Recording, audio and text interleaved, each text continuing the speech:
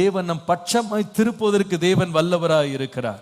It all takes one sound. கர்த்தர் ஒரே ஒரு சத்தத்தை எழுப்புனா போதும், கர்த்தர் ஒரே ஒரு அபிஷேகத்தை கொடுத்தாருன்னா போதும், எதிர்த்து வர்றவங்களை கூட நம் பட்சத்தில் தேவன் திருப்ப வல்லவராய் இருக்கிறார்.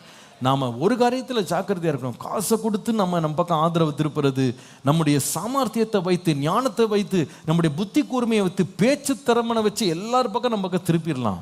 ஆனால் அதோனியாவின் வெற்றி கொஞ்ச நேரம் தான். நாம காசை பற்றி கவலைப்படாம, ஆடு மாடுகள் அடிக்கிறத பற்றி கவலைப்படாம, கர்த்தருடைய அபிஷேகத்துக்காய் காத்திருப்போமானா அவருடைய அபிஷேகம் என்ன செய்யும்னா ஜனங்களை நம் பக்கமாய் திருப்பும். ஹல்லேலூயா. கர்த்தர் நம்மோடு இருப்பார், ஆனால் ஜனங்க திரும்புவாங்க. சில வேளையில் ஆரம்பத்தில் எதிராளிகள் கூட்டம் ரொம்ப பெருசாக இருக்கிறத பார்த்த உடனே நம்மளும் சிதற மாம்சத்தில் இறங்கிடுறோம்.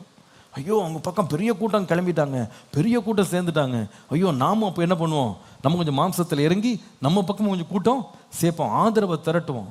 நான் சொல்லுவேன், ஆதரவில் பெரிய ஆதரவு கர்த்தர் கொடுக்குற ஆதரவு தான்.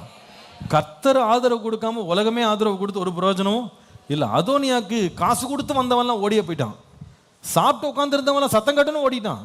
ஆனால் கர்த்தர் யார் மேல் எழுந்தருளினாரோ, அவருடைய அபிஷேகம் யார் மேல் இருந்ததோ, எதிராளி சத்தத்தை கேட்டு அவங்க எடுத்து ஓடவே இல்லை, கூடவே நடந்து ஆர்ப்பரித்து வந்தார்கள். ஹல்லேலூயா.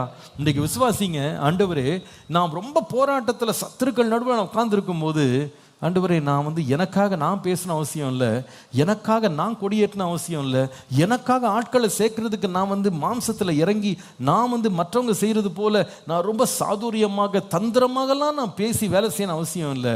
கர்த்தர் என்னை உயர்த்த தீர்மானிப்பீரானார், என் பக்கத்தில் நீர் ஆட்களை கொண்டு வர நீர் வல்லவராக இருக்கிறீர். ஹல்லேலூயா. நீங்க பாருங்க, அநேக வேளையில சௌரியவான்கள், பெரிய பெரிய ஞானிகள், பெரிய பெரிய சாமர்த்தியசாலிகள் ரொம்ப கெட்டிக்காரெல்லாம் விழுறது நீங்க பார்ப்பீங்க.